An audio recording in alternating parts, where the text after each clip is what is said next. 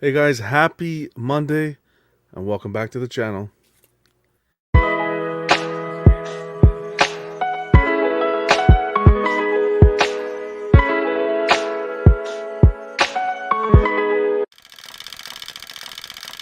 Chatter that matters.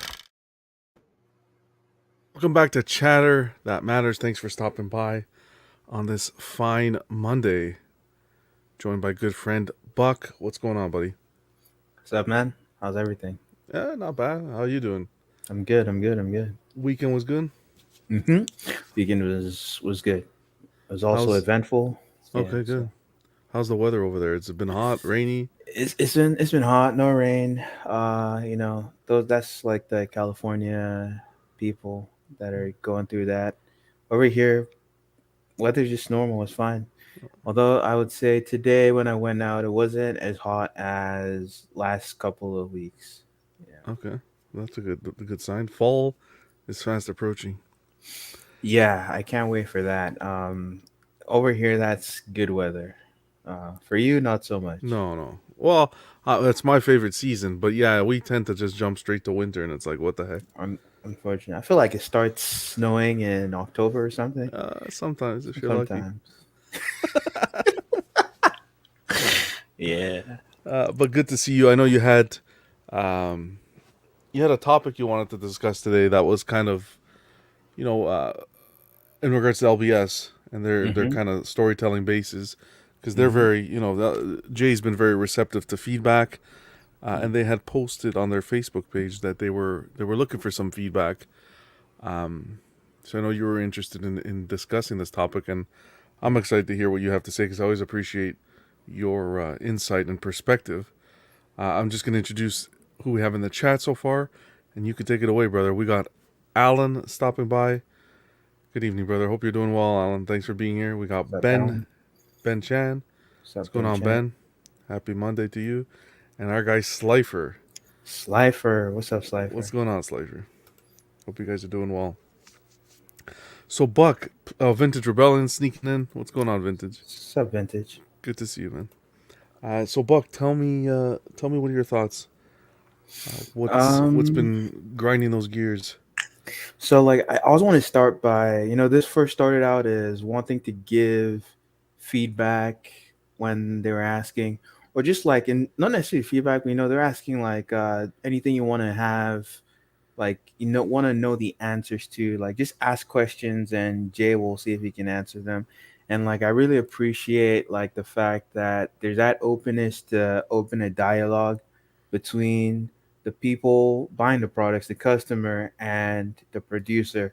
It's very refreshing. It's I want to say within the hobby since I've been a collector to get that kind of dynamic with a at least to this extent with a licensed company. I haven't really experienced that to the extent that Jay has done it. I would say maybe XM is like that to a degree, definitely more than a lot of other companies. I'd say, but LBS is taking it to the next level, and they're very open to hearing what we have to say, and like very, very graceful in how they take critique of their pieces. So I want to say, like, kudos to their team over there. And generally, over the course of preparing for this video, it evolved from giving feedback, right? There will be feedback, but also to like appreciating the level of thought and the depth, like the intent behind the decisions that go into the art and how it's made. Like, and this is going to be focused solely on the basis, what they've teased, on what's been released. What we've seen from the company that's been posted publicly. Most of my pictures were gotten the from their like from their Facebook group. Some of them were from the Everyday Collector group, and some of them were from Secret Sanctuary. And all from all the people I got pictures from, I'll make sure I give credit at the end. Awesome. Yeah. All right. Let's see. So let's get into it. First of all, we're just gonna look at some pictures from the con. You got this like the whole lineup looking very imposing and impressive with this I would say very, yeah, nice dynamic shot. Clean It's like shot. a Yeah. love shot. Get the worm's eye view. Usually makes things feel very heroic in any kind of shot, and it's really working here with the lighting for these guys. Well lit. Well Yeah, lit for sure. What's going on, Jojo? lighting. Vision, how's it going? We got some pictures from art here, really showcasing the pieces. You know, today we're talking about the bases. So, but this is just like to show some of the statues they've released and what they look like. You see the Avengers lineup again. You got Cap, Thor, Iron Man, Hulk, looking nice. Great pictures, and honestly, it's a really standout like crew that they have Hmm. going on there. Are you happy with that lineup, height wise and proportion wise? So I'll be honest. I can appreciate what they've done, but in certain ways, it doesn't appeal to me aesthetically, right? Um, I'll get into that as I'm, you know, touching on each piece because it varies in degrees to what extent like I like or do not like a statue, Mm-hmm. and so it's not something I could just say for the entire line. But I'd say for the most part, everything. I haven't really seen anything I'm fully committed to, but I like what the company is doing to a great degree. I just need to wait for the piece, and then there's also the fact that you need to have the character you're willing to jump on. And one third is a big scale, and hundred I percent. can't commit to that like for just a bunch of characters. If I'm gonna do one third, I would say it needs to be Spider Man, and I'm waiting for that. I'm Mm-hmm. really anticipating their Spider Man. So really nice lineup. They're very photogenic. They take great pictures. The museum posing works again. It's that heroic feel. You get that Alex Ross type of aesthetic. They mostly have aspirational poses, slightly looking up or straight ahead. Yeah. First statue I want to touch on is the Thor, right? Right. So like these are the images I've gathered. Some of them are from the con, and a few of them are from different collectors in the community that where they were like kind enough to take very detailed pictures of the bases. It will surprise you how often we as collectors just glance over the bases in terms of even like sharing that. If you do look at it, sharing the pictures online and like going into granular detail, these are some awesome photos by these collectors. Some of them have like really highlighting the strong mood in these. um some questions that came to my mind were like, how long does the company, how long do they intend to like remain committed to the circular story bit telling base motif? It- Definitely, it's not the only style they use for all their pieces, Mm-hmm. but it's one that it's like they've stuck to hard and fast in that that's their go-to. That's the one they want to go to. And I was always thinking it starts to become predictable and a bit boring. But like when I went into this looking at this piece, the one that kind of started the style, Yeah. you start to appreciate, why, because this is so very well done, extremely well done. I think it's an excellent like piece in terms of the base, just the base, and you start to understand why when they were so successful with this, they went ahead and they started they tried to keep replicating that formula, that magic, and Mm-hmm. putting it out there, because if you can do it well every time, you know it doesn't matter if it's repetitive necessarily, because if it's done well and executed to a high level, people will enjoy the product you're bringing, right? And it creates a uniformity and continuity within like their products that some people might desire. So let me go into like this statue and the things I noticed and liked in my research. um so like on the base over here, this is the front of the base. You can see, when you look at this, it feels, my assumption, what they're trying to show is the final battle, like Ragnarok, within like Norse mythology.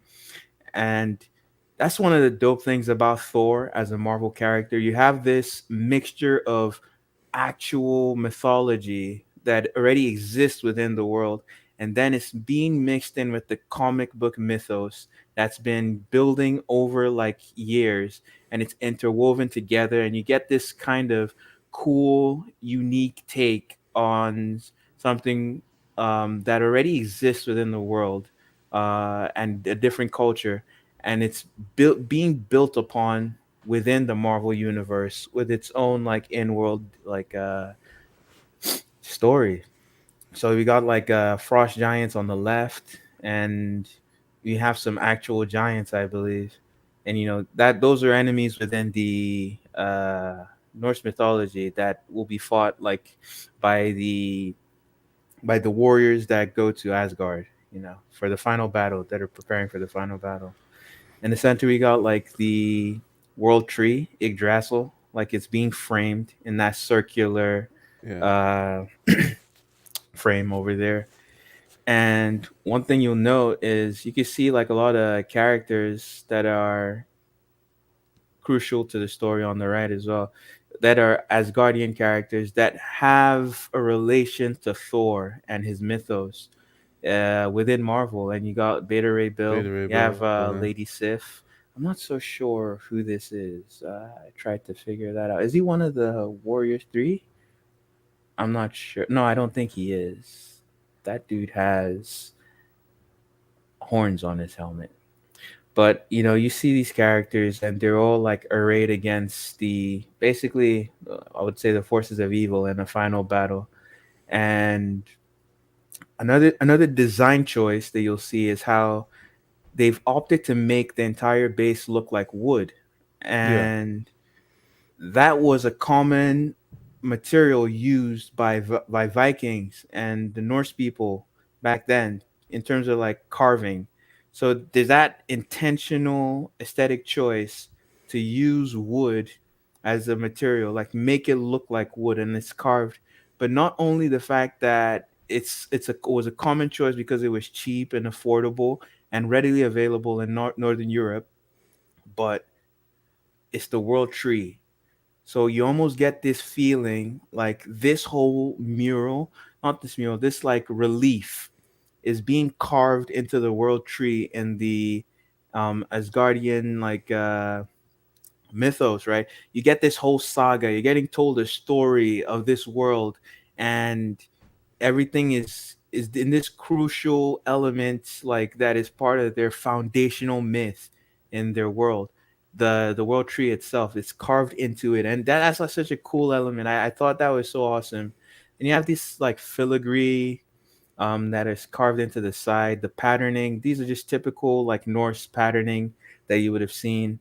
They always take like this kind of woven element to them. They have this interweaving structure, and so that's a cool like part of that. Here you just get more close-ups of the characters on the right, and then you see the world serpent, which was peeking out on the right side before. I think the name of this is Jormungandr, if I'm saying that right. Bless That's a whole exactly right. you. Um, yeah, and he's coming in from the side, and Yeah. he's approaching this final battle as well, because this is Ragnarok. This is a big part of the foundational myth of the Norse people and the Vikings. Yeah, and you have him coming in from the side.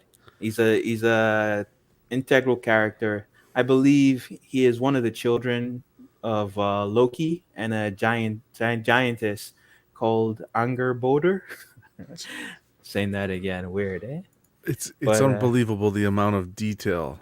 the amount of detail, Yeah. and it's like they're telling this story, and not just that they're telling a story, but it fits style, like it doesn't feel out of place. It's built into the fabric of the base in a way that feels like, okay, forget about you're no longer seeing this as a statue base. It almost feels like if you're walking the halls of Asgard, this could be a carving that you would Yeah. see on the wall, right? And that's what makes it feel like very well thought out and designed. It feels like it could be within the world itself. Um, and it's a part of it. It doesn't feel like out of place or just like crammed in there. There's a word to kind of describe things that feel, What's going for on, instance, Justin Bum? yeah, let's see. For instance, if they used a material like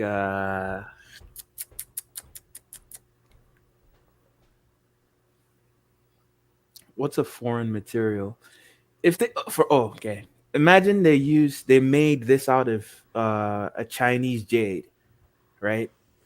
It would feel out of place. Let's say even if it looked good, because jade is not a material that is commonly found in that part of the world. And they have thought so much about this that they've made it look like wood. And the carvings and everything, they look wooden. The way they've painted it, it just fits into the world, and if it doesn't feel out of place. This feels like something a Viking craftsman, like would have made if they were telling the saga of Thor, you know? And that just feels like a strong design choice to me that really makes a difference in how this base presents to us as collectors. And people just like viewing the art that enjoy it.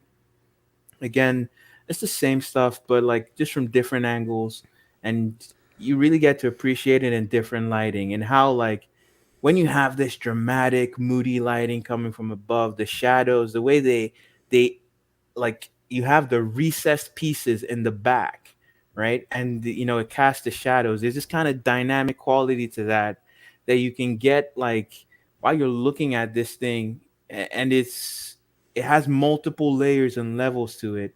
Behind the high relief of the characters, you have the backgrounds, but they're not carved out in such a three-dimensional way. They're more flat at the back. You have several layers and styles to the carvings, and I appreciate that in this.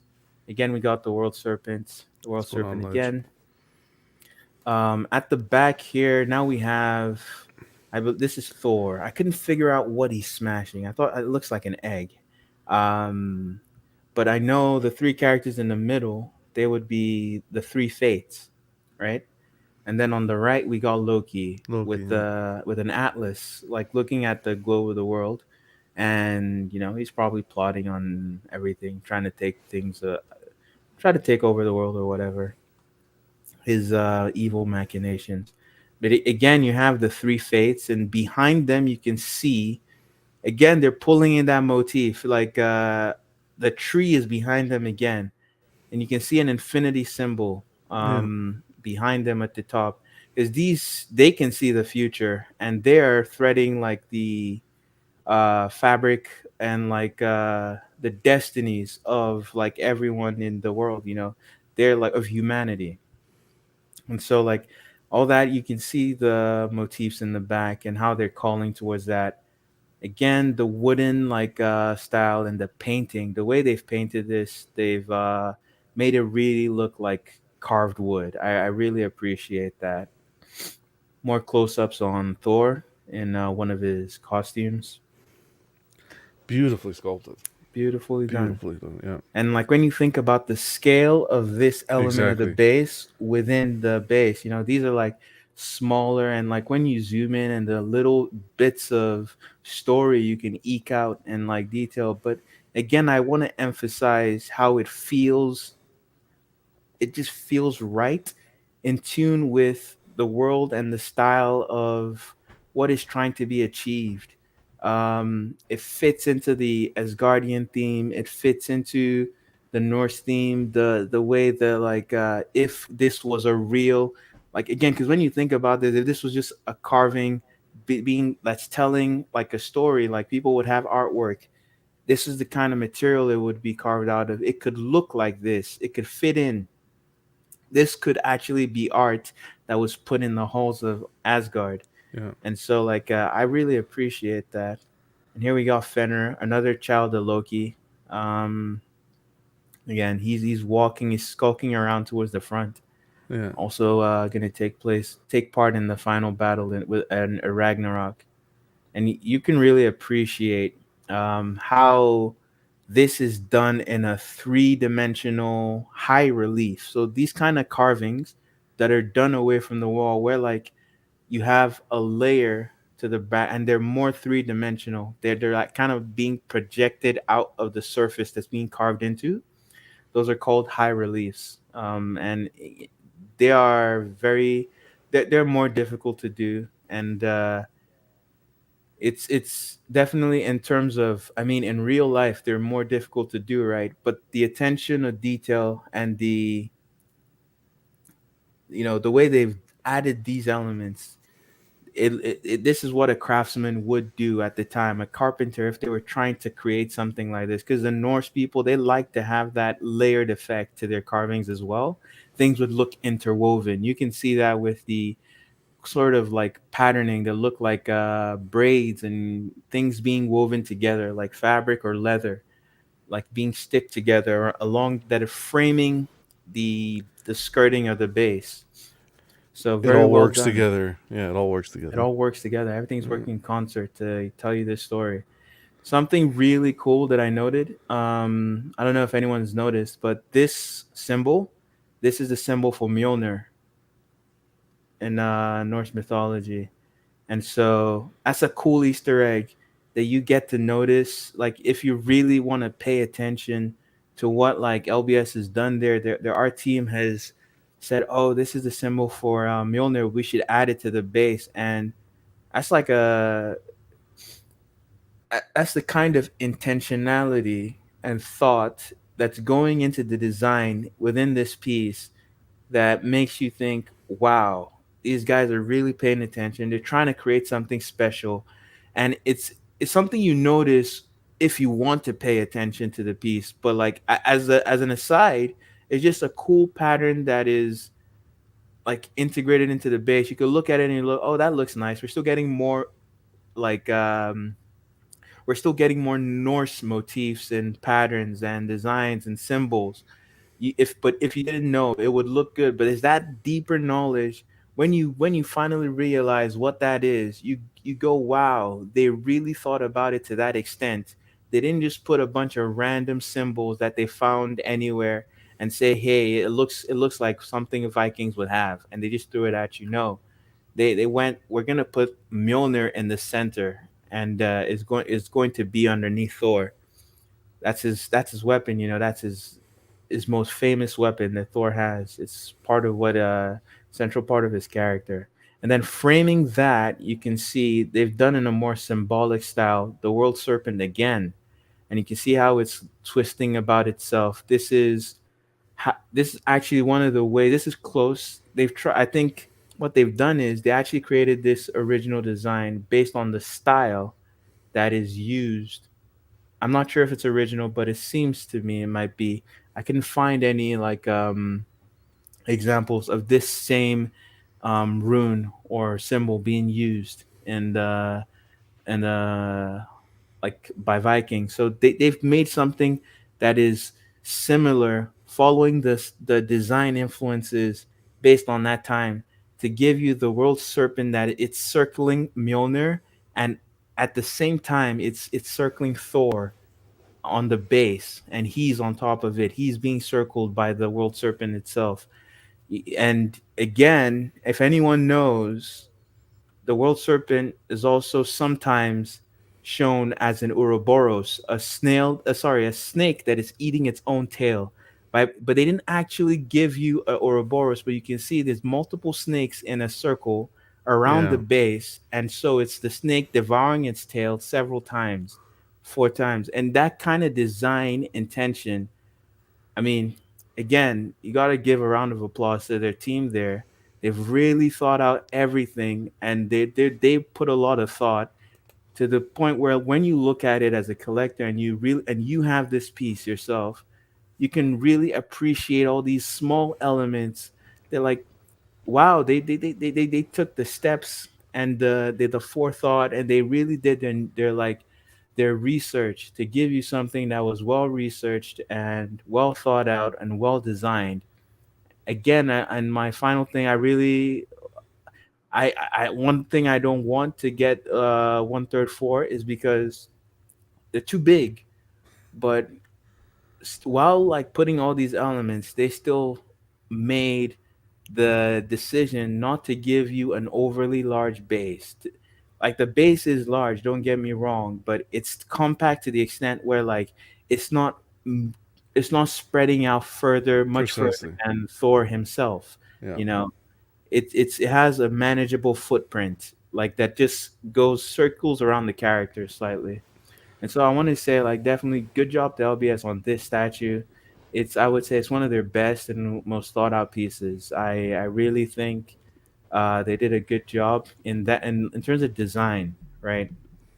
And that base is a big killer. It's a great base, and I'm sure there's so many more Easter eggs that someone could glean out of this if they just spent the time to Dissect it. constantly like dissect it, right?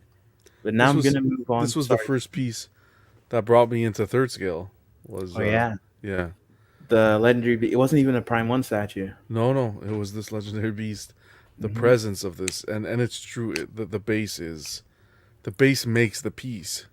Yeah, it It's is. starting from the base. It's working up. The Thor's beautifully done as well, but it really is that base Hmm. um, that steals the show here.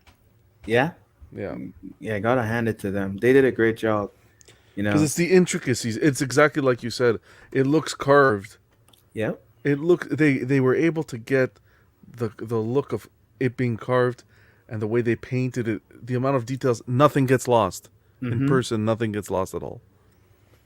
It's a good piece, Yeah. and they also chose, like, at the back you have Loki, Thor, and the three Fates, and those three of them, the three Fates are all about destiny, and you have Loki and Thor framing them, Yep.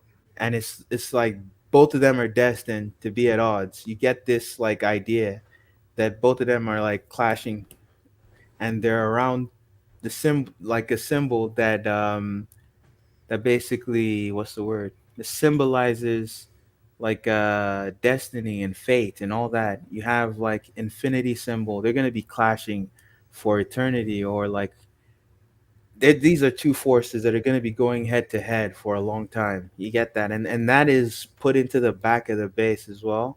It's something you can enjoy. If you had this on the turntable, you'll notice. But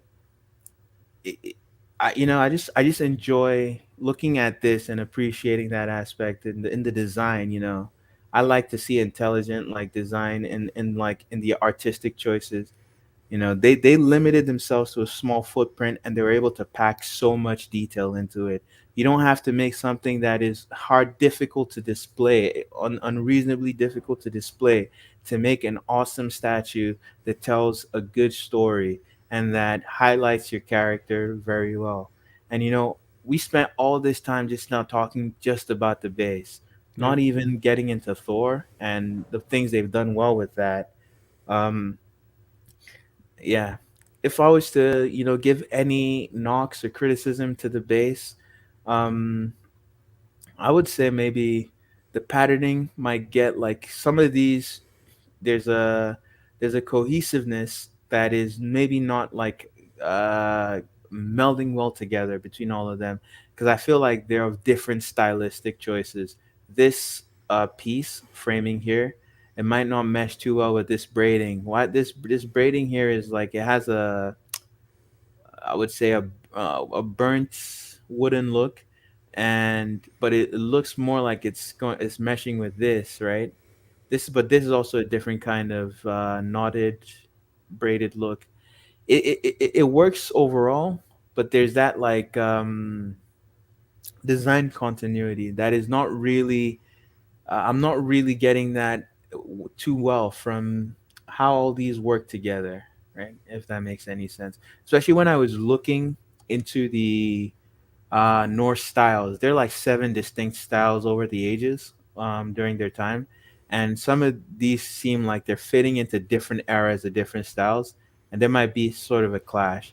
But at the same time, maybe you can look at that and say, because these characters have long lives, and you're depicting a story in this base that spans a long, it's meant to span the arc of like history for within that foundational myth of the Norse, right? So maybe you can say that they're including different styles from different ages and eras within their world. I'm with you. I'm with you 100%. Noshi, our guy, says storytelling that's all in your face is too much for me. I prefer the subtle storytelling, like in their X-Men line. I don't want to see a comic panel on my statues. I'm gonna get to that too. We'll get to that because I agree with that, and that's why I like this base because this base isn't comic panels. They didn't take panels from the from the comics and just plaster them there. It fits within the style because it's like carvings. It's more like it's not necessarily panels from the comic, but it's more like I was saying before, if you were to walk into the halls of Asgard, you might see this relief on the wall, huge and like just carved there, and it feels like the kind of because even they would carve their doors in Yeah, their when you want to walk into their great halls, they would have this kind of art on it, so it feels in place within the setting of the character and the world, and it feels right it there. ties everything together. Yeah, Yes, there's a word that kind of explains these kind of elements called diegesis, and an element is diegetic when it and it's usually used for like film and storytelling in general. I don't want to get too confusing into that the weeds of that, but I would say this this really works for me in terms of not being just a panel from the comic or different costumes that have been projected onto the base and like raised forward. So I really think this is in terms of the storytelling basis for me, the Thor is the best they've done, and it's remained that way. Uh, my dinner is diegesing through my body right now. oh my god. Yeah. Oh my goodness. Try not to make any horrible jokes like that. I'm sorry, you got to come on. What's a show with John without a dad joke? Come on. Yep, yep, yep. Here's the Hall, the granddaddy. Yeah. So they got the Hulk here, and I was looking at this, and this isn't. It's unfair to say this isn't. Well, this doesn't have as many nuggets of gold if you like look into this as you would say the Thor. And this is where I feel like that reliance on a storytelling base starts to fall apart. It doesn't like feel as strongly connected or interwoven with the character and their setting in this regard, because where would you place this within the world of like Hulk, right? Versus the other one, you get those carvings, and you look at the Norse people, they put carving on their boats, they put carvings on their doors. They had like such a rich art and culture, and having like these high reliefs and carvings, it feels right in that within that context. Here it feels like, okay, we've struck gold. Now let's continue to Let's try to try duplicate and it. let's try to replicate that formula. Yeah. And I still think this is successful because Okay. it keeps things mostly simple. The overall structure of the base, again, I give credit, again, kudos. This is like a cake with layers, right? But it doesn't try to spread out like horizontally more than is welcome with this piece. Like you get the character, and the base doesn't try to, you know, spread out and like warm its way around like your display area, because again, that's a huge problem for collectors. How do we display these things? You can't give us something that won't fit. I think, I won't say you can't, but I don't think companies should be in the business of making statues that when you see the dimensions, you're thinking that's not going to fit on the garage shelf. you know Yeah. i if you're making a quarter scale or one third, like, you can still have the constraints of space and make something that is, you know, reasonable in size, and it still puts in all the design elements you want it to do. The only thing is that now at least it's not a pain in the ass for the correct collector to put it on the shelf. They shouldn't be thinking about, oh, how do I possibly make this work. I don't think that should be a headache that, like, companies should be putting on collector. And that's not to say you can never have a large piece, but they should not be the norm. Like, pieces that are difficult to display should be rare, very rare. They should be exceedingly rare in this hobby. When you see them, you should go, wow. And it needs to feel justified. Yeah. It needs to feel justifiable. When you look at it, you got to say, them, if they didn't do it like that, it just, this whole piece would not have worked, right? It restricts them into how many collectors can actually Exactly. say that they can purchase the piece And it's also because not in the company's best interest. yeah, It's going to cost more to ship because it might take more boxes to put the piece. It's going to be more expensive for the collectors. They might not buy. And then when they want to sell the piece, the collectors, they're going to be thinking, oh man, like, if you've ever tried to sell a big piece, you know how troublesome that is. Just the cost of shipping, then packing the pieces with like many pieces that are parts that are like large. it's not fun. It's not fun, and shipping is gonna be costly as hell. When you want to get the piece in, and if you want to sell it, I don't like it. I like things to be simple and straightforward as can be with statues.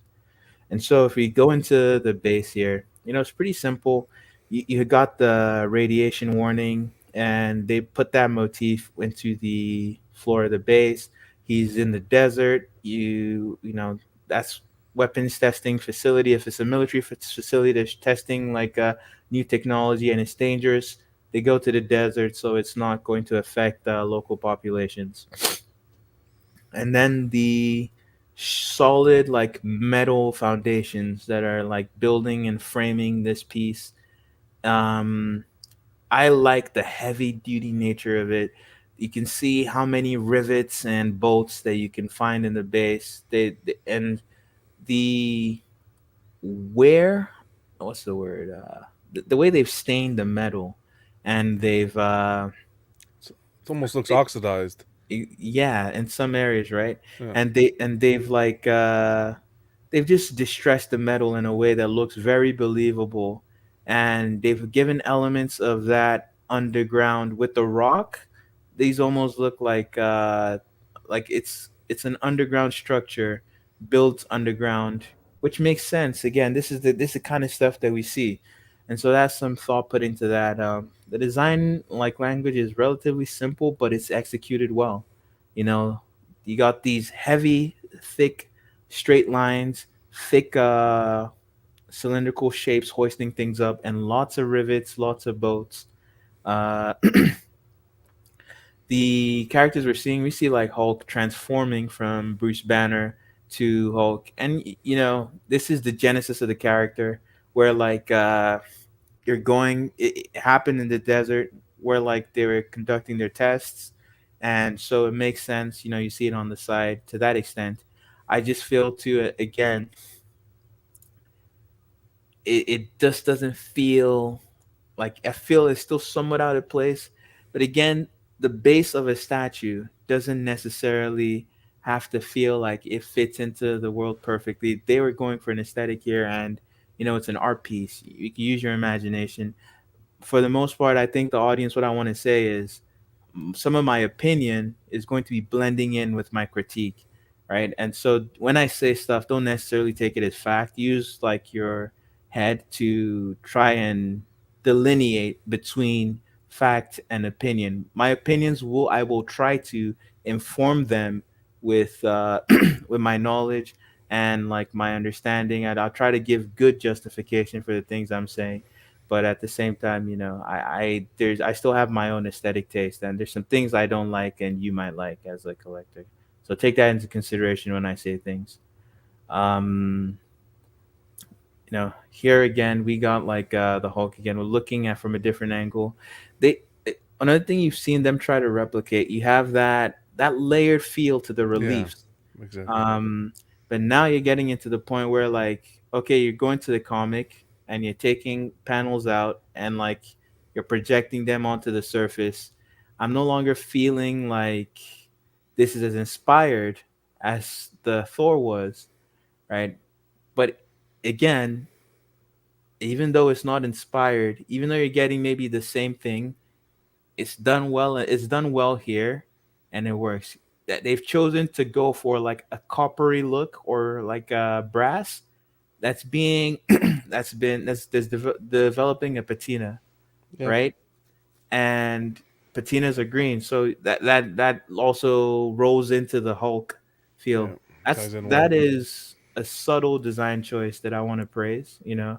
Um, Jojo says, "Buck, you're using a lot of words I'm not understanding, so I'm gonna take that as disrespect." oh man, Yeah, disrespect on you, man. I'm kidding. Okay, at the back here, we got a bunch of like Hulk villains. You got Red Hulk, Abomination, Absorbing Man. You have the leader, Wendigo, and Juggernaut. And again, it looks nice, good lineup. But what it like again, it's starting to feel like oh, forced almost. I'm just yeah forced. I'm just gonna put things that have relation to this, and there's no subtlety here anymore. You're getting some kind of image gallery at the back now, and it doesn't feel like there's been enough thought put into integrating this into the base in a way that feels natural to the environment and the setting, right?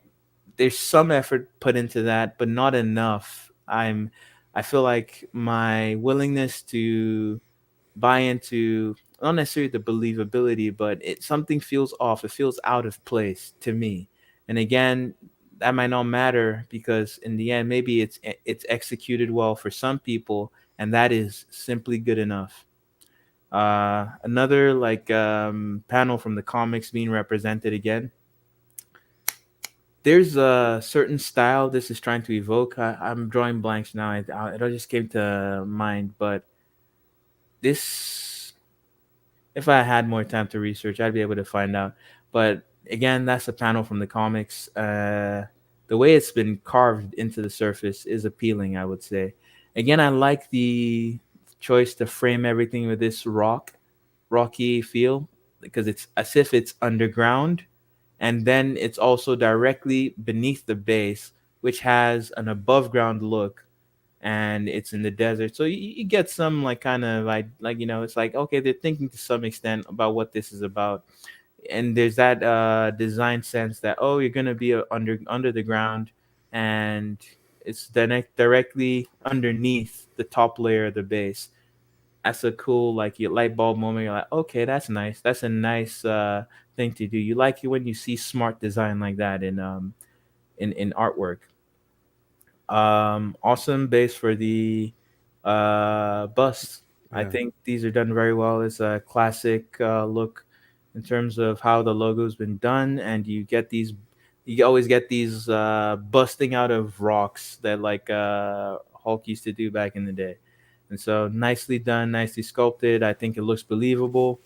Uh, the denim texture on the pants looks good. Um, Nice aging as well on that, or wearing down with the staining of the black, the wash in there. Nice look. What did you think? Just before we move on, what did you think on this Hulk and having that the top part of the base removable, where you can have it flat with just I, the desert scape? that's another place where we need to give LBS kudos because they've again. It seems like one of the few companies. In fact, in this scale, I don't want to say the only company because PCS is also doing like relatively small bases, but sometimes they don't, and it irks me. But I would say they're really thinking about you as a collector, and they don't want to make displaying the product they're selling you a chore or a burden. Mm-hmm. Who wants to buy a new piece and think, oh, I need to buy an entirely new shelf? How do I put this in my collection? Yeah, versus you get a piece because the companies aren't fools. They know what the majority of us use. They know the dimensions of a IKEA Besta. They know the dimensions of IKEA packs. They know the dimensions of the garage shelves. They know the dimensions that are the default for module case. They can definitely thread them. They can tell themselves this is what our collectors have. Let's try to make sure that what we design fits into those things. precisely. Like they they're not stupid, but like a lot of companies, the way they behave, the way they design some things, it's like they don't give a shit, and that bothers me. I don't like when because they know and they should put that thought into it because it affects them in the end. It affects their sales. There's people that don't buy stuff because it's too big. And again, something can be compact and still do all the design stuff you want it to do. You just need to fit it in a smaller area. Like again, that's what design is all about. You're solving a problem, right? And so if from the very beginning the constraint is always, and good design always comes from artfully solving the problems of the constraints that are given to you at the beginning of the project. That's how good designs come about. And so if you always have the design constraint of we want this to be easy to display for our collectors, but if you still want to do something grand, you can still do that. The problem is sometimes you just have to engage your brain some more to do that. Uh, this Captain America is a really good statue. Um, I don't love all the portraits. That's my only gripe about it. If this statue had a custom head, I would buy it. I would buy this statue and keep it. I think this statue is a beautiful statue. Cap himself is very very well executed, but instead of going into him himself, because this is about the bases, you can see this is like the very first LBS piece, and this is not a storytelling base. But even within this small base that seems simple and unassuming, you can notice some things. For instance, the base itself is inspired by Art Deco, and that was a movement, like a style that came about in 19. It lasted from 1999 to 1939. Um, and what happened around that time, or like close to that, we'd had the First World War, and then we had the Second World War, and World War II was 1939 to 1945, right? Like follow me here. But this movement that for this art style ended in 1939. What war did Cap fight in? He fought in World War II against the Nazis. And where did this art style, where was it very popular? In New York. Where's Cap from? He's from Brooklyn.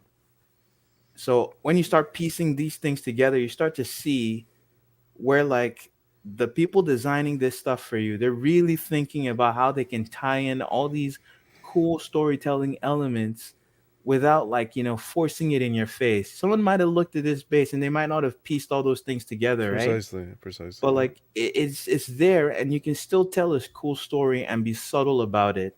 You don't have to be so on the nose. Not only that, like, this eagle style, I believe there's a similar eagle on the Chrysler building, right?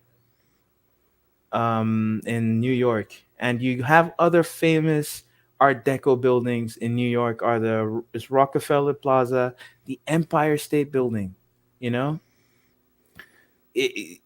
Those are like big famous buildings, and Cap is from New York itself. And so those kind of things are there and it's telling you the story within the base, and they're pulling in different design elements. It's super compact. I love how small the base is for this statue. The primary focus is on the character, and I think that needs to be the goal with a museum piece statue. The focus should be on the character. Don't take away from them with overly bulky and like elaborate bases. This would be probably my favorite statue that LBS has done. Well, Um, and I just like the subtlety of it because there's more to it. Even you see the stars for the American flag in there. the horizontal lines that they've put in the base to represent the stripes in the flag. Uh, the eagle itself is the bald eagle, the American.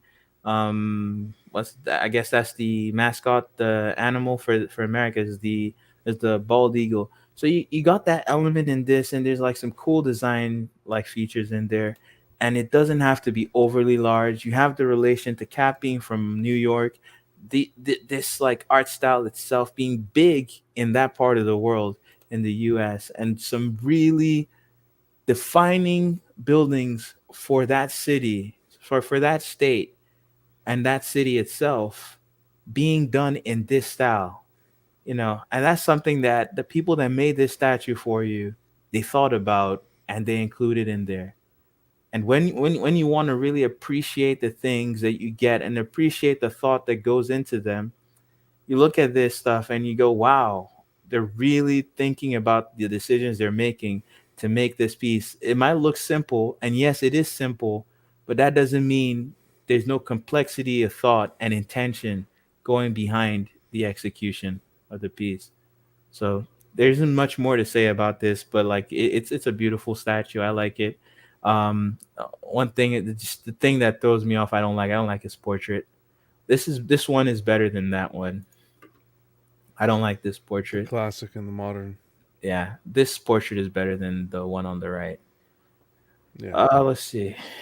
Batman. So now this is a newer piece, and I feel like here we're starting to fall apart with we're forcing we're forcing the storytelling stuff. Uh, we're just cramming faces into the base. Now we got like floating heads in the base, and it, what's that like? You think about a statue like maybe the from XM, the what's the name of that statue with all the villains? Batman Sanity, Batman Sanity. right? Yep. Yep. And maybe they could have done like, but they wouldn't want to just copy XM by putting like by just putting like the villains in smoke and making it feel like this is something that's coming from the fear toxin. But what's the design decision between putting a bunch of heads in face? Why is Man Bat in front? How relevant is Yes, Man Bat I agree with you completely there. to Batman as a character? Other than he's a bat and there's Batman on top, but like other than that, like there's no strong relation. This is one of the least popular rogues in like Batman's mythos. You know what I think it was? I think it was a fact that you hear the community really clamor that there hasn't been man bat representation in any statues, and I Yeah, think they took that and ran with it and said, well, you know what? No man bat. We'll put him front and center. and I can understand like that, like when you're designing stuff for people, you really need to understand what you take in and what you shut out, or like how you even apply the feedback. Because yes, it's good to have a man bat, but like, is this how you wanted to put him in? Like, does this really make sense for man bat to be the central focus on the base for a Batman statue, and like have other rogues? I guess who's flanking him? He got Joker and Bane like to either side of him. And I don't know, maybe there's a storyline that's got something like this, but to me it seems out of place. And okay, I understand you want a different like central villain to this, but even then, like we just got a bunch of floating heads and coming out of the rock. Like, does that make sense in any way? Where's that coming from? What's inspiring that? What's the design sense? I can't there's no research I can do or thinking I can do to really explain to you why there's heads in the back other than someone thought it looked cool. Yeah. So in this regard, you're starting to see where's the intentionality and the design sense that we could gush Yeah. about with the Precisely. other statues. You're not getting that here. Yeah. Here you're just getting storytelling based. Put his rogues, put the Batman rogues on there at the bat on the base. Where are the intricacies that we saw in the Thor base? The Yeah, attention to detail. Yeah. exactly. And I think that's lost here. And at the back, it gets even worse. You have the Bat family, and it looks like Alfred is on there as well. Yeah. And you got Batman in the center, but and he's framed by an oval on the rock. I meant, like, what is that? Well, explain to me. It's not making sense It's the in bat terms of symbol, baby. it, and I know it is, but like, and I can see it even like there's some subtlety there. You can see kind of see the shape and the outline of a bat behind him, and the Hmm. way they're framed, the way they've been aligned with their heads. It's, yeah, you can appreciate that little bit of subtlety, but I think even the way I they've projected them, they just look flat. It doesn't even look like a proper yeah. carving. This kind of thing is only possible in 3D. Sorry, with a 3D sculpt. You won't actually be able to sculpt something like this in real life, like from rock. Hmm. It doesn't make sense. And then compared to the rest of everything around them, they're so smooth. You know, I'm not. I can't. I haven't seen. We haven't seen this painted, but maybe they're gonna make them metal, and they're coming. But like, they just look out of place, even surrounded by the villains. You got a bunch of like floating heads. I think I would say this base again. It's not awful. That's not what I'm saying here.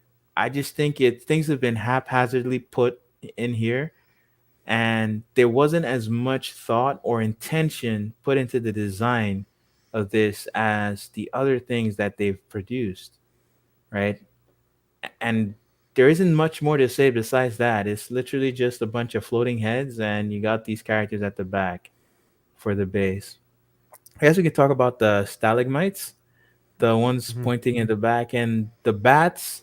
I think that would be a nice addition, for the base. The way this has been sculpted, the metal, and then the grates. You see the holes. That's a nice Yeah, from touch. the sub base up, I really like it. That Yeah. looks good. That Yeah. looks good, right? And again, I want to say it doesn't have to be any of that intentionality and stuff. You can make a statue that's like, I don't want to say the word soulless, but you can make something. But when you see what they started with and where they are with this, it feels cheap. It feels cheap compared because like you know they're better than this. I think they can do a better job. And so in that regard, I would just say, and I'm not even saying rework this statue, but going forward, try to be really thoughtful about how you design these things, right? This base, because I don't know, John, do you have anything more to? I can't really. There's not much here besides there's a bunch of heads in it. I'll be frank. Like I see your perspective is valid in saying, especially with the stone. What are these supposed to be carvings in the Batcave? Like when you look at it and you compare the amount of thought and research they did and intent they did with the Thor base, you don't see it here. But I do think they're trying to, like you brought up the XM Sanity. I do think that they're trying to give you everything in one piece. Yeah. You get the rogues, boom, right? Because Hmm. for someone who's a Batman fan, this is you're getting Two Face rap, Penguin, Ra's al Ghul. You're getting Joker. You're getting Scarecrow. You're getting characters. Riddler, for goodness sakes. How many times do we say we want to see a Riddler? You're getting those characters in there that we don't see. But the question is just the Is head this the place they should enough? be? Exactly. Right. Is this Like where I would have almost looking at this Thor it's like? piece. It's like, why not sculpt them even in miniature, or tell Mhm. a story that way? Different scenes in Gotham almost Or would have been maybe cool. not. You don't even have to try to replicate that effect all the time. Yeah, Something I you're saying could almost just go with that sub base and even just forget the storytelling. like. Yeah, I'll give you an idea. Like you could do that, and that would actually work as well. I think that would be more to my taste.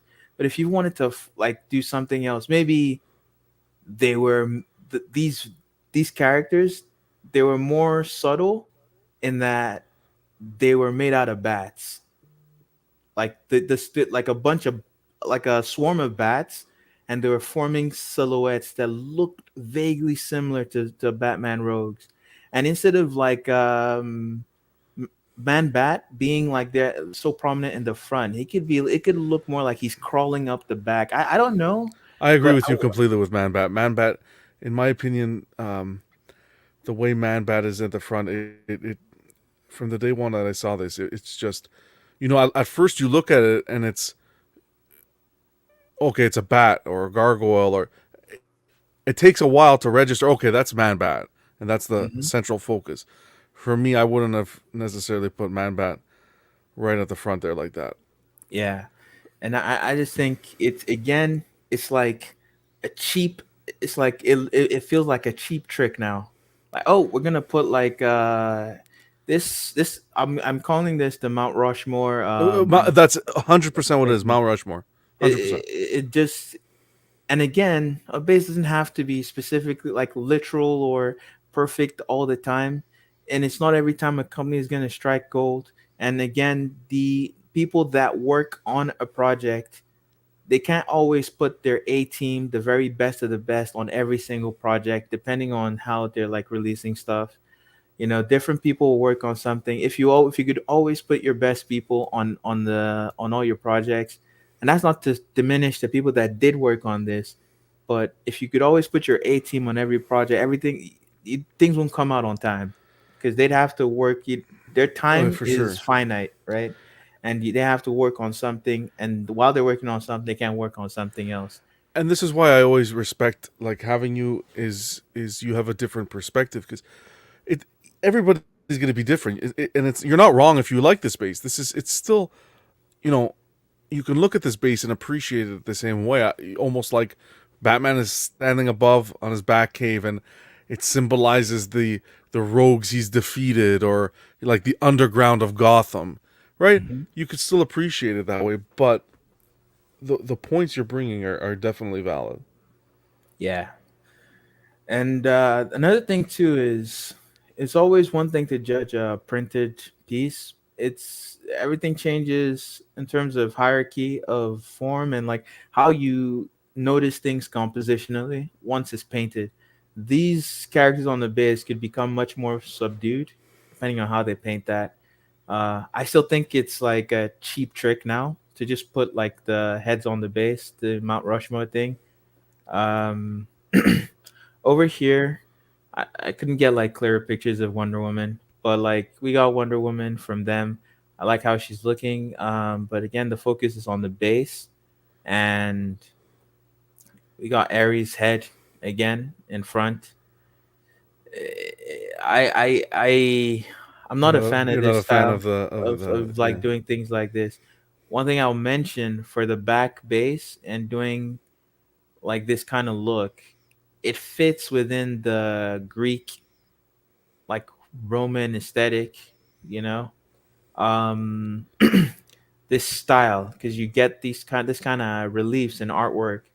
Um Even this, I don't have the exact painting, but if anyone knows the Venus de Milo, it's a famous painting. The Venus de Milo, actually. It's a famous painting of Venus being like oh, they actually call this Aphrodite. I thought this was Diana, but if that's Aphrodite, I think I'm trying to remember my Wonder Woman lore. She's supposed to be as beautiful as Aphrodite, or somehow she's related to that character. Uh, but regardless, you have this replicating the look of the Venus de Milo, and that is also depending on who you ask, because at the same time, around that time, I think Christianity took over and they started, instead of destroying the painting, or I think it's a fresco, they started referring to it as the Virgin Mary instead of a pagan goddess, you know? And so, depending on who you ask, I think it's like some people would call it Aphrodite, and some people would call it the Virgin Mary or Venus, depending on what like pagan god you want to worship. So there's a lot of that that goes on in Renaissance art and old pieces like that. You got Athena on the side. Again, it's getting to the point where like this might have been received well by me, if we hadn't seen this done so many times already, right? I especially because it does fit with the theme of you have a lot of Roman architecture being being referenced in the way this is built. I might have even wanted to see like some actual columns sprouting on the base, like three-dimensional Yeah, columns on the side. But there's some like that are projected onto the side as well. In the back here, you can see them. The Yeah, yeah, and so you get all these kind of this is kind of like the frieze of an entablature, where they put like the artwork in a typical the Roman architecture for the building. When you're looking at that, this is where you might see like different like carvings and reliefs put into the building, the facade of the building. And so it makes sense with this, but now the effect of seeing this is somewhat cheapened by the fact that we've seen this same style replicated multiple times at this point by the company. It's not as special, but you also got to realize, I guess it's executed well. The only thing that I'm a bit put off by is Ares's head, just like in front right like off that. the top there. I think it, it- you could use more subtlety with that. Even writing Aphrodite and Athena, I would. They did that. It could have that as well. But I maybe like I'd go for something more subtle. Regardless, you get the same thing now. You're getting this. You've almost seen LBS's bag of tricks, and now there's nothing else to pull out from that. You know what the magician is gonna pull out of the hat, and you know how he's gonna do it, and it's starting to feel stale. I think Repetitive. they and if the danger here is if they lock themselves into this motif and style for the entire Justice League, they need you can have a specific style you're going for, but it needs to be nigh on perfect. They need to be very fantastic, very well executed in order not to look boring. And we're already running into hiccups with that. And I think start reevaluating. Maybe you want to do the Trinity like this, and that's not to say you won't have storytelling bases, but you're not going to be as on the nose or as crazy with them as these. Like where you're just projecting different pieces of the comic books back at us into the thing. The Joker base, um, you're getting like something similar to that as well. You know, uh, I would, you know, what I thought of when I saw this, what this could have been an opportunity for Mm. a, what do they call those? A carousel, like a merry-go-round. Merry-go-round. Okay. And you have like the horses. Instead of going with this, oh, let's do storytelling based, and put a bunch of faces on things, they could have done like a whole carousel look and it fits with the round shape. And instead of horses, maybe you have like Batman, like a funny looking Batman where like Joker's made a joke and it's like a weird stuffed Batman or something on the as the merry-go-round horse, and you have different storytelling elements like that. That's not to say my idea is fantastic and is just clearly better than this. I'm just saying that would have been something that's less on the nose as this, where again we just have projections and carvings onto the face of the base. We've kind of seen this, and it's sad because this looks executed so well. Like, See, this is what you were discussing on the Batman statue hmm with the rogues. Now look at this. This is yeah, what. What do you think about this? Like, I think it was done right here. I think this was executed very well Yeah. to the extent where, like, even though I have a problem with them just putting people on the base, Mm-hmm. the fact that this is done so well outpaces that concern. And that's what I was talking about. Like, if you want to keep doing the same trick, you got to do it very well every single time. Otherwise, once I know what to expect, the only thing you can you can make that you can do to make the process enjoyable for me is to execute on quality, right? The quality of the execution needs to be fantastic. And in this singular part of the bass, I think this is executed very well, right? And we know the art piece this is referencing, and even like I feel like the Precisely. way that his cape is going towards the edges as well looks good. That is done well. The rogues there, but again, we as we're forced into this whole motif of we have a circular base and we're just plugging in faces and different people and reliefs into the sides of the base. Again, I want people to understand this is my I feel like it's getting boring, but there's there's also the fact that LBS is definitely going for a certain style that they want to reproduce, and you can say someone might say, I would like the fact that all my statues have this level of continuity and sameness across all of them. What I'm saying then is you can still have the general idea of a storytelling base, but make things much more varied. They don't always have to be rock carvings into the face of the side like of the base. Because again, you look at these are like stone textures. Hmm. I'm not even sure what I guess this would be like the Joker toxin, the Joker gas, the over here. That's smoking up on the edges. On the edges there, but yeah, yeah, I see what you're saying. Yeah.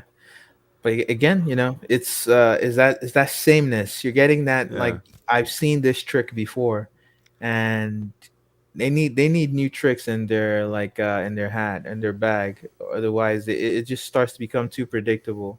And when things are predictable, people are gonna start looking at. You're gonna really dissect into stuff. The Superman is not looking too great in terms of the reception. You also gotta understand you're competing with other people in this space and you're doing museum pose, which a lot of people seem to think is boring. I'm not one of them, not necessarily. But you're doing like a museum pose, you really need to deliver on every other thing. yeah. And so you're competing for people's dollars right now, and so you really need to be delivering on S- in terms of execution. So yeah, that like we were saying with that Joker, I think that was a good way what they did on that back end with the sculpting of the actual characters. I think that was done well as opposed to I would assume you would prefer this instead of what we saw with Batman where it was just the faces. Yep. Yeah. Yeah. So and I'd like to see them even possibly do some sort of maybe be able to rotate the piece on the top.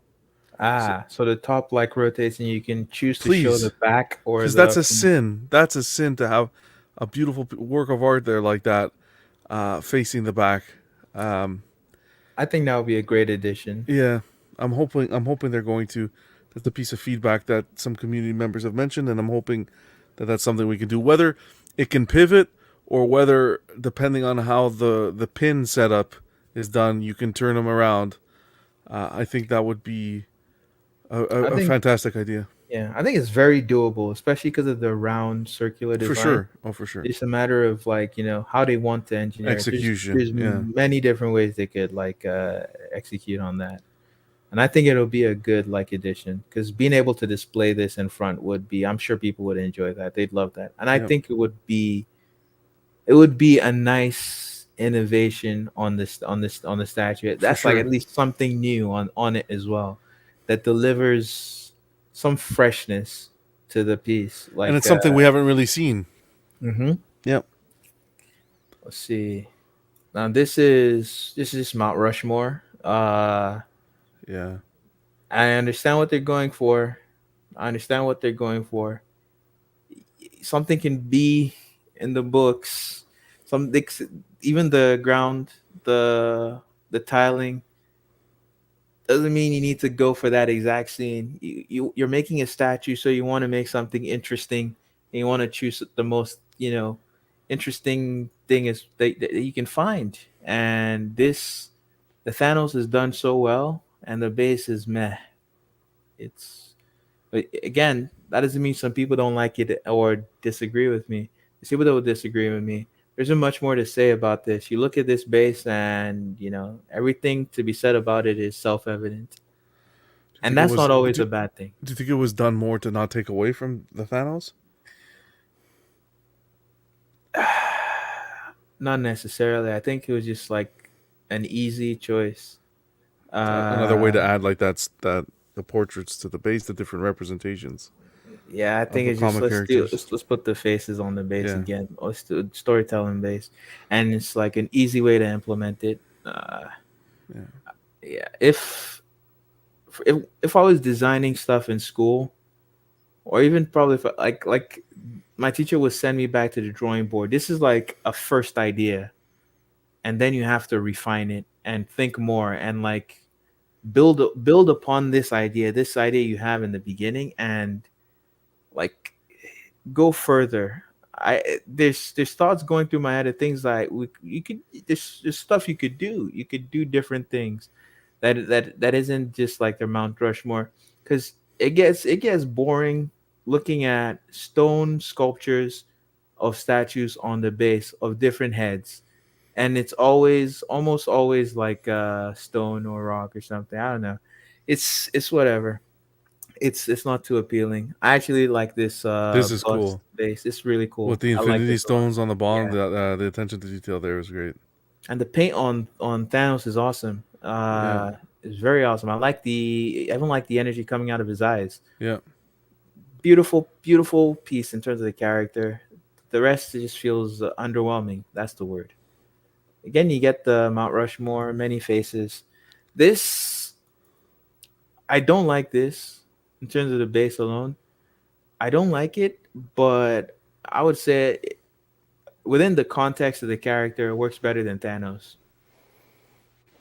With having these suits, yeah, Yeah, because you have his room where the room where he keeps all the suits, and like the wall, and this is in a sense trying to represent that. I don't necessarily love the execution though. I still think this falls flat. It's kind of boring, but it needed a little bit of color, in my opinion. man, I think it's more than color. Even like just the design itself is lackluster, and that's the word. It's lackluster, and you can have a lackluster design. If so, let me put it like this: if they had gone the route of putting just a simple black base, it would have been less underwhelming than seeing them put faces like Yeah, different masks on the base. Because the moment like there's a level where like you can go and say, ah, you're going for simplicity, but when you go beyond that and it's like we're seeing the same tricks again, it feels like we're being shortchanged. We could have gotten something much more creative out of this. with this one, I would have. I don't know. The first thing that came to mind now discussing this is I would have almost put. I don't know how much you could get the full suit in there in that small space, but even if you were to do the half torso of the different suits with this dark gray, and then encapsulated inside in those crevices, you'll have the half torso suits in color, Mark Yeah. 1, 2, and so on. I think it Hmm. just add that pop as Yep. opposed to just the face plates almost just blends in. It does. If you don't pay close attention, it almost looks like the same, not necessarily the same faceplate, but the color is just it's just all the same. Yeah.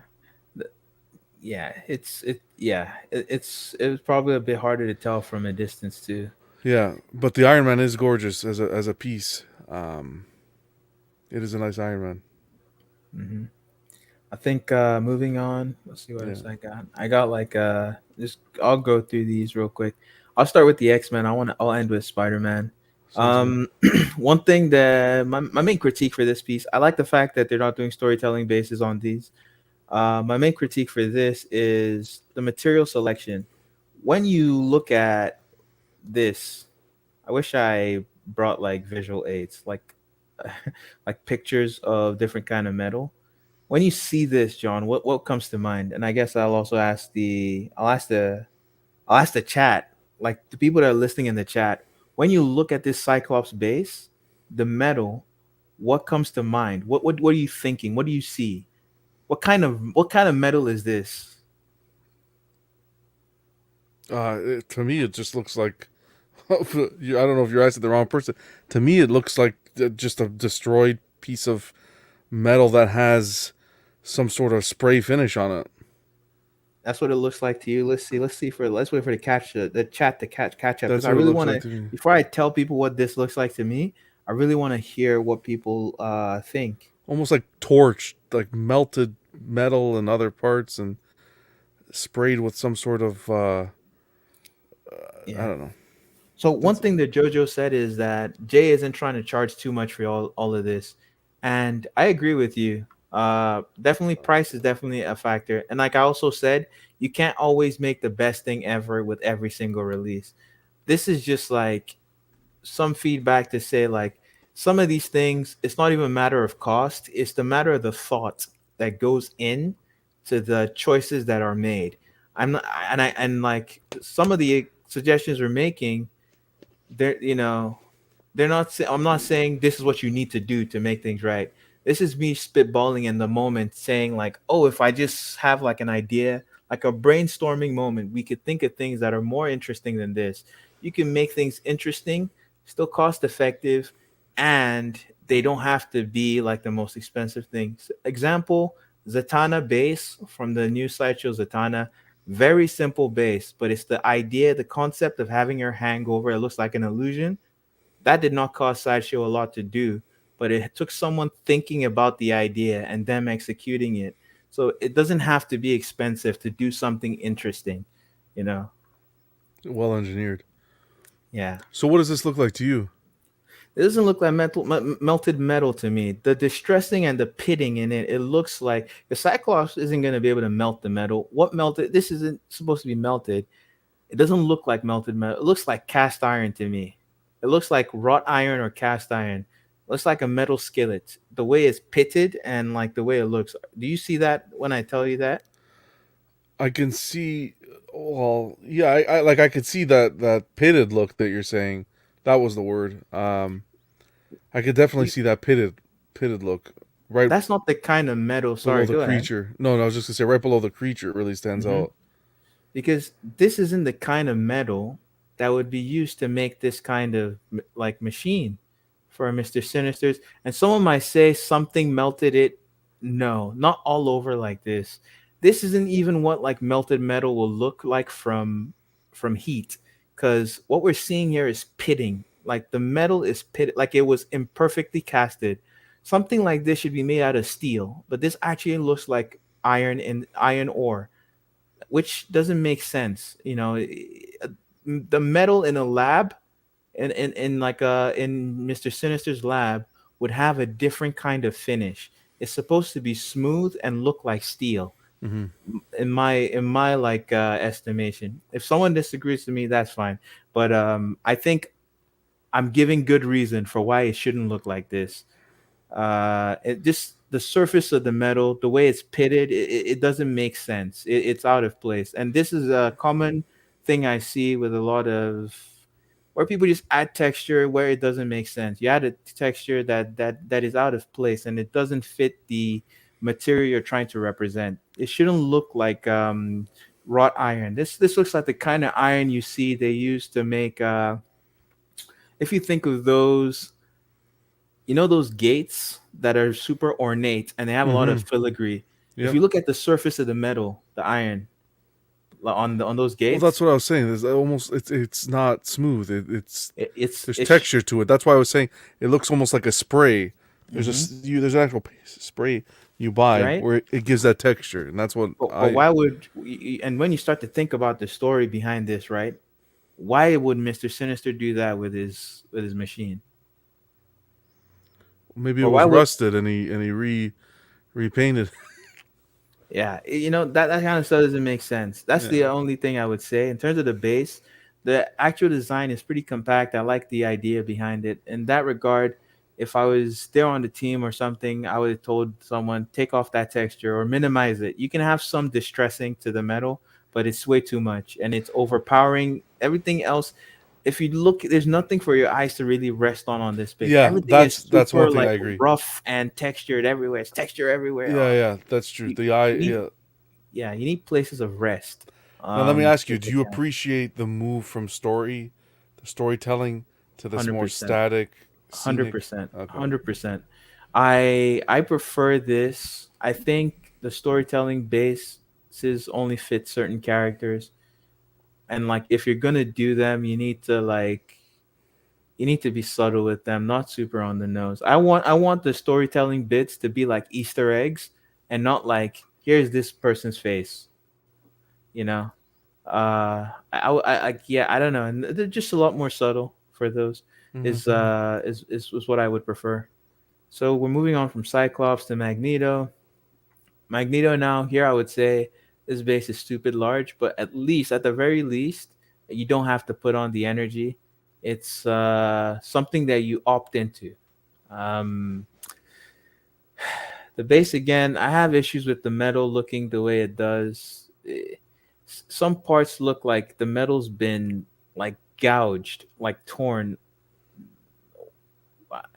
and you could maybe say Magneto could do that with his power, but if I just don't quite understand what's happening with this satellite. Some parts look melted, or like it doesn't look like Magneto's using his power on it. It looks like this thing's been hit by the Hulk or something.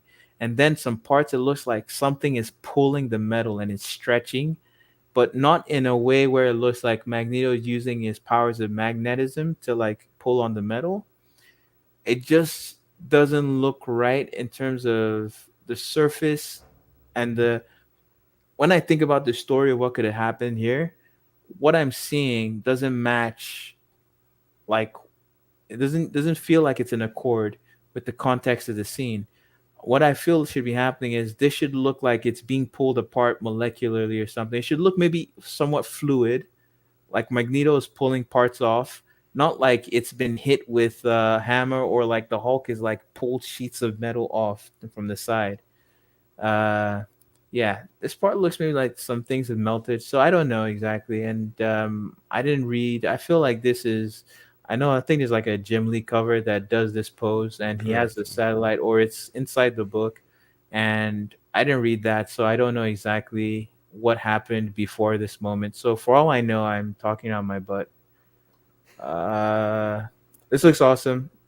Awesome base. I love the vegetation. Fantastic. You can see like a fossil head for like a Yeah. dinosaur. Pretty subtle in the base. Great attention to detail. This even looks like a animal skull again in here. It's kind of hidden with vegetation. I'm not sure. I'm curious to see what that is, but I just like the subtlety here. The vegetation is so well done. My guys, have you seen sculpted plants that are done this well before on a statue?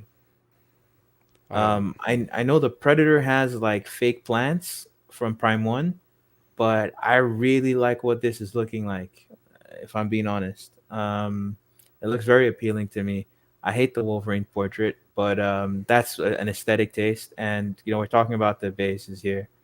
Uh, very well done. The Rock looks like Rock. I just base on this statue, perfect. I have no complaints. It hasn't been painted yet, but we'll see. Just freaking amazing. Great job on this, guys. here Uh, we go. This is the one. yeah. Let's do Venom first. Oh. Yeah. Okay. We'll save Either it for way, last. Okay, we'll save it yeah. for last. We got like Venom. Again, you got the head mounted in front. Yeah.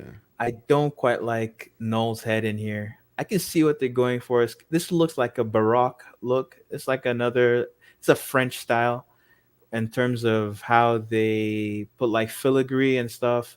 But this, I don't understand what's quite going on here. This whole base is just a mess to me. On one hand, there's a part of my brain that tells me it should be matching with Spider-Man, but if I uncouple that, if I don't think of both of them as a pair, some architectural choices make more sense. For one, Spider-Man has a gothic themed base, but this has a lot of Romanesque design language for the Hmm. building. In terms of this arch is a rounded arch, right? This has pointed arches because it's a Gothic church.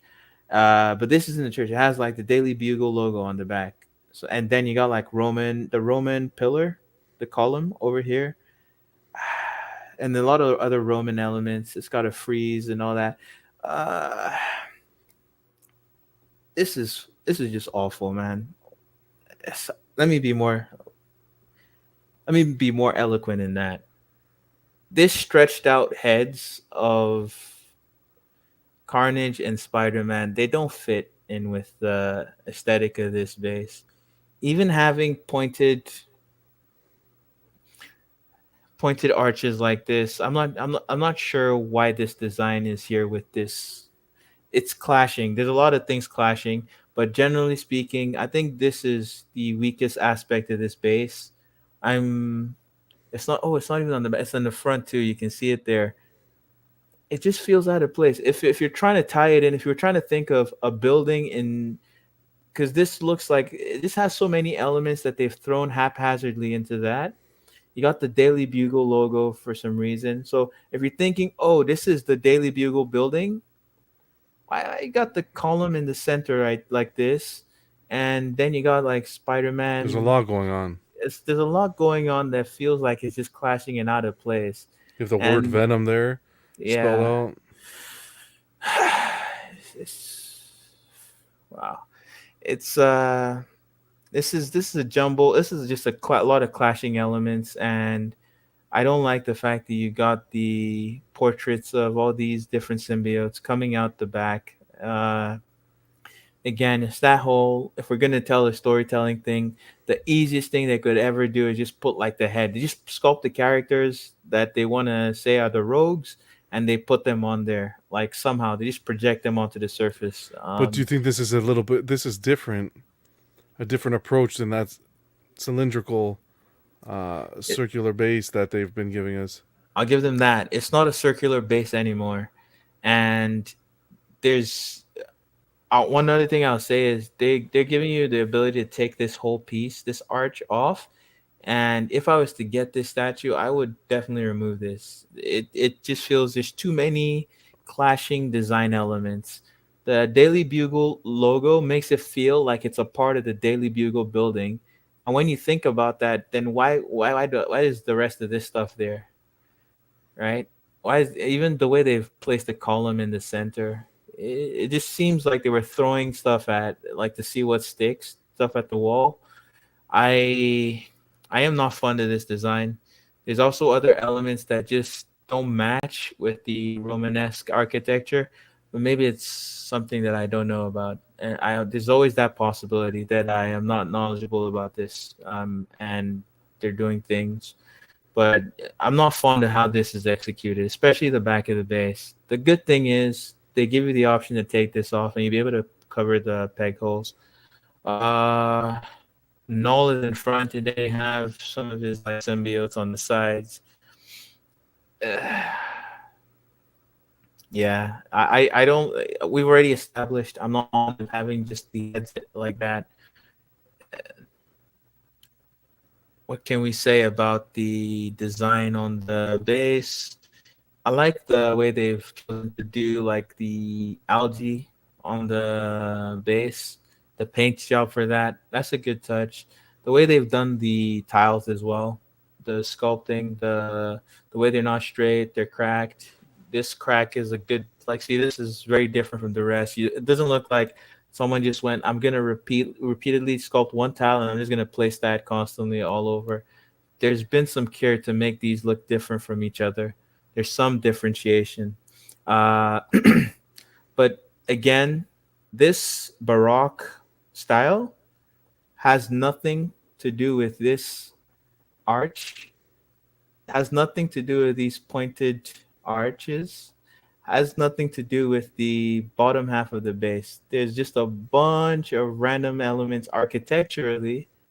And then aside from that, the fact that you have the rogues, their heads coming out, it just feels like a bunch of random stuff plastered together. Now, if I could take off the null head and maybe cover the peg holes, remove all the symbiote heads on the side, and just have this square base, we'd be talking. It would be a lot better for me. The only thing is you're But paying for all that at the end of the day. yeah, you're paying for it, unfortunately. But if you want a one-third Venom, you'll do it. I think, cost aside, the fact that you have the option to take it off, there's probably people that will like it. Again, I have my own taste, but I Hmm. think there's people that are gonna be fond of this. But generally speaking, there isn't so much to say about this other than the fact that I feel there's a bunch of haphazard elements placed onto this base to give this design. If anything, that I can just say outright, take it off, take this off. This does not belong here. It feels, I can't. What was the inspiration for that? I can't figure it out. I don't know if maybe if anyone in the chat could chime in, just talk about what you think the reasoning behind these heads were and how they fit into place with this whole design. You already have the symbiotes here, and like, okay, we need more heads or something. They're just putting different heads in different styles. The way these heads, these are sculpted, they're very organic, but they're gonna be painted like stone, right? That's weird. But like, it's not even sculpted the same way as because as the heads, the symbiote heads, and the null in front, the you see that this isn't very pitted in the terms of the texturing, but like I'm not sure. I can't. I'm a bit confused, definitely. Um, but you know, this has its own things. Pretty much that's what I mentioned. Trying to see any good in it, I would say, yeah, the painting of the algae, the way they've done the tiles, and again, we're just talking about the base. I'm not quite feeling the way they've chosen to implement the Easter eggs, and I feel like this is them feeling again. They have to do storytelling basis in the sense that they need to have callbacks or callouts to characters and storylines within within the central characters mythos. They feel the need to like draw callbacks and put different characters of that are associated with that character on the base. And I think they need to start to understand that they don't need to go that route every time. They don't need to force themselves to put, even if you're gonna put that, like, be more subtle and show some moderation. Like, hold yourself back from just splattering them all over.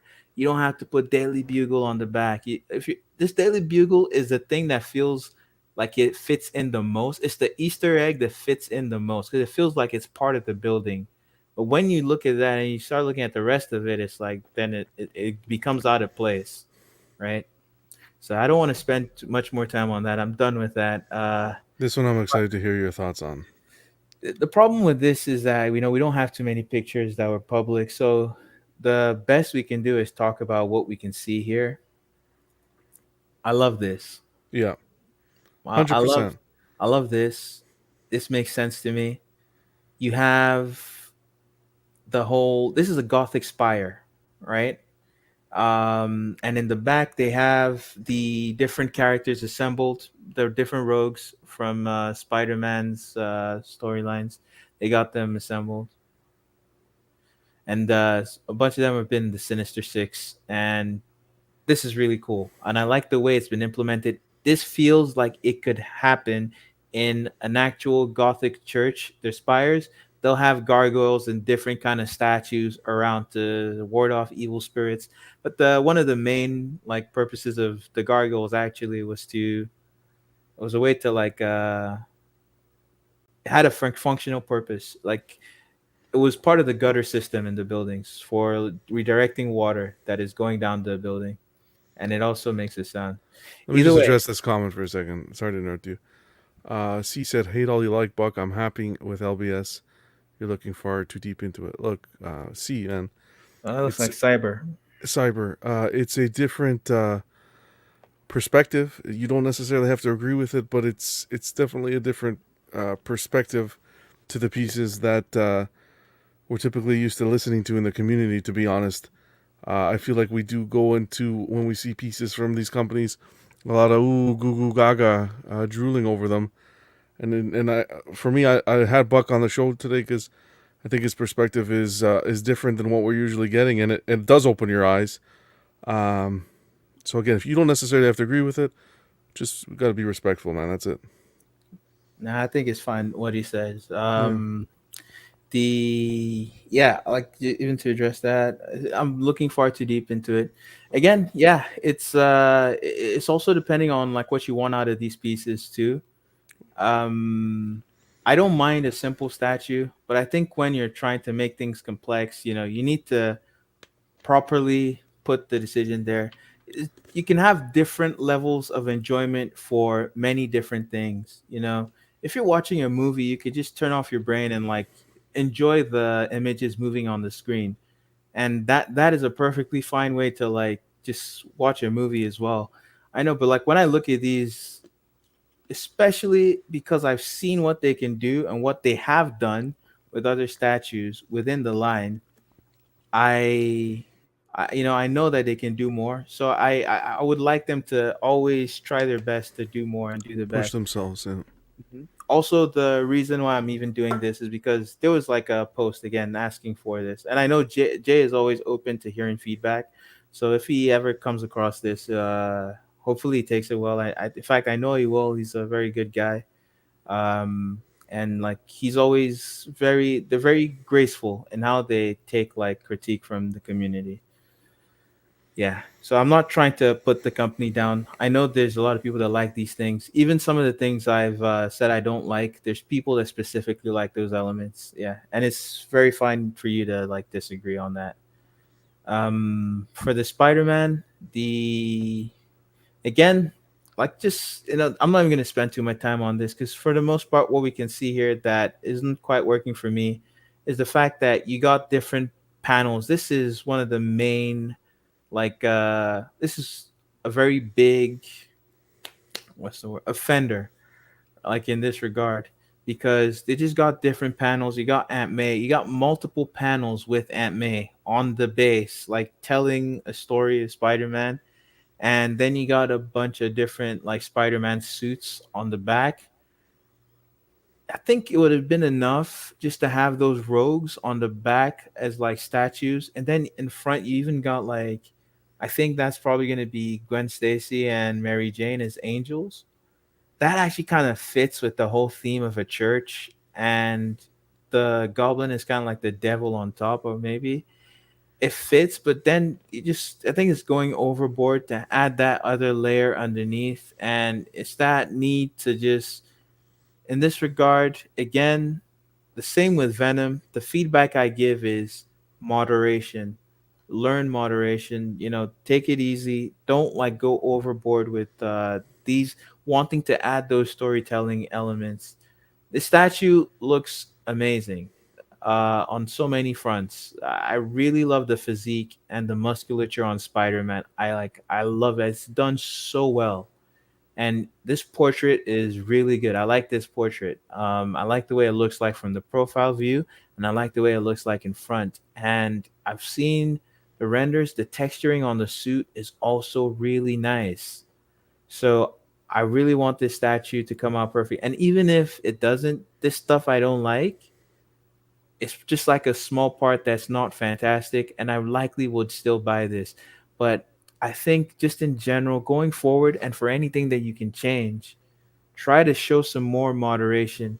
And I also want to recognize that these are my opinions. Some people will disagree, and at the same time, the actual route that LBS wants to go with their statues might not agree with my own aesthetic tastes. And that's fine.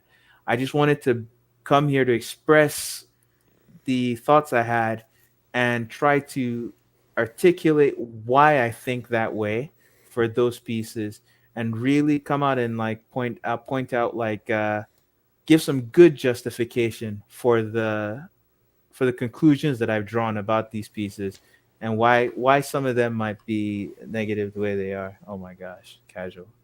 Well, and I guess that's Wow. it. That's it for my presentation. If you can, and again, this was a post that was done on the group asking for feedback. All right, so as opposed to doing a massive typed essay style, we have we go ahead and do a video like this. So I want to ask you, Buck. I appreciate you coming on and discussing this. You know, a lot of good points, a lot of good feedback, and one thing that you'd like to see LBS continue to do, and one improvement. One thing you think they're doing well. Our final thoughts, and one thing that you'd like to just, if you let's say you're speaking directly to Jay right now, he's asking you one improvement, major improvement that they can take from you to do a better job on future releases. What would it be? Try to keep things simple. That's the major, like, even the, because I found things that I didn't love so much in a lot of pieces, but that doesn't make any of these statues awful. It just means that I don't like them. And but like, listen, if you listen to what I said, think about it like as objectively as you can, and see if there's any merit to what I've actually said, right?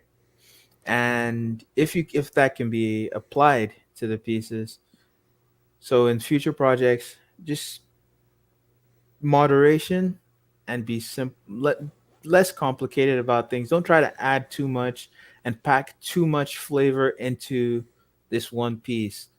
Let Have moments of rest. Let the statue breathe. You don't have to look everywhere on the base and see something that's like a callback or an Easter egg to something, or even if it's there, like, it should be more subtle, and things that you should continue to do that you're doing really well. I think I like the breadth of the characters that you're doing. I think having a company that's devoted to museum characters is very good. I think we need, especially high quality museum pose characters in that scale. That's a very nice thing to have. Um, and I think you guys are doing a good job in that front. Other areas I think that, this for every company, but like, you guys can work on is skin. Anything you can do to improve your techniques in the factory for reproducing skin and like painting that, like, look into that, try to improve that. Let that be a standout for you guys, from every other company. You guys are also doing a you're actually doing a pretty good job on the texturing for suits.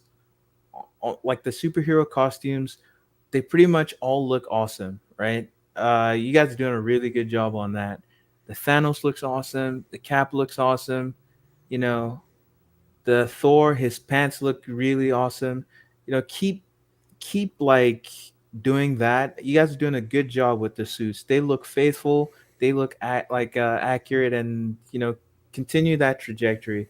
Just make sure you're careful with where you're putting texture too, because on some pieces you start asking, is that guy's cape made out of stone, or Hmm. maybe if it's not even made of, you ask, is it made out of leather? But like, you ask, should it be leather? Does that character wear a leather cape? You might be asking that question, and it's not just LBS, right? But take that into consideration where you're placing texture and why the texture is there. What is it trying to like represent? Thanks, man. What's going on late night? Yeah, and of course I want to commend J2. Something they're doing well was just their presence in the community and the openness to listen to the feedback, and take stuff like this, feedback like this, constructive feedback, and take it to the drawing board. To Jay's end goal is to bring the best product to market. I feel so. Yeah, Uh, definitely seems doing that. doing things like this in the community, I think, is important, and it's just not with LBS; it's with all the companies. Providing the feedback is important. Awesome, Buck. Always appreciate it. Oh, I forgot. When's the anime license coming out? Oh boy, jeez, you had to. Eh? There was no way we were gonna. There was no way we were gonna end it without some anime. Oh, I also wanted to thank all the people whose images I used. Oh So yeah. real quick, I used Tyler Sherwood. I used images from him. I used images from Vert Jacinto, Adam Prince, Po Ung, our own Mr. Popo, Steve Pasqualin, Michael J. Nicholson, Jonathan Anzaldua, and Dooley Charles. Thank all you guys for the images you posted, and yeah, I used those. Awesome. Thank you for that, and thank you guys for sharing those photos in the community. But I want to thank you in particular, Buck, for coming out and doing this. 'Cause I know Yeah. takes a lot of work to formulate an opinion like this and provide this feedback. So I appreciate you doing all the work, man. Thanks, man. It's always good to hear from you. And guys, really, that's what's going to be the heart of Chatter That Matters. Is I want discussions like this to happen in the community. Discussions that we're always not necessarily having. Maybe behind the scenes we are, but not live. Where companies can take this feedback back to the drawing board and be successful. And I think it's good to have a separate show like this where we wouldn't be able to have a discussion like this on Club, let's say, with a 10-person panel, right? We wouldn't be able to get into such an in-depth conversation, and I think just having it singled out like this just brings more of a spotlight to it. So we'll see how it goes. If anyone else out there, Buck, you're always welcome Thanks, man. to hop on and share your thoughts. Likewise to everyone in the chat. If anyone has any thoughts or opinions that they'd like to share, you're always welcome on Chatter That Matters. I know Steve and I were discussing next episode we're going to do a follow-up to the business practices. How dare you, Steve? What the flex? We're going to do a follow-up to our video that we did, I want to say about almost a month ago, about business practices. We're going to do a part 2, just following up with some of the concerns and opening up that forum again to the community, because it has been a month, as to how things are going. If anyone has any concerns that need to be brought up, negative and positive is what we're looking for. So I'll be sure to put up a post on the Facebook pages, and yeah, hopefully you guys can all tune in and be a part of that, because at the end of the day, the goal is to everybody to be enjoying this hobby as a community. I think that's the end goal. But yeah, man, this has been fun, Buck. Thank you again. I can't thank you enough. And thank you to everyone who stopped by either today in the live chat or later to listen to the replay. Appreciate you guys and appreciate the support for the channel. I wish you all the best, and always remember to collect responsibly and always listen to some chatter that will always matter. Anime Boys Rise Up. That's the best chatter that matters. Why do you do it? Oh. All the best, guys. Tomorrow, Casual Nerd Problems. We got the statue show, 8:30 p.m. No, what time is it, Buck? I always miss it. What time is it? Steve. It's not 8:30. It's not 8:30. It's 8 p.m. Eastern time. Yeah, 7. I got it mixed up we did Among Collectors today, which was 8:30. Threw me off. 8 p.m. Eastern time. Let's go check out Casual tomorrow. I'll be there, and we'll be discussing some statue news and all the other fun stuff. Till next time, guys, all the best. Stay safe.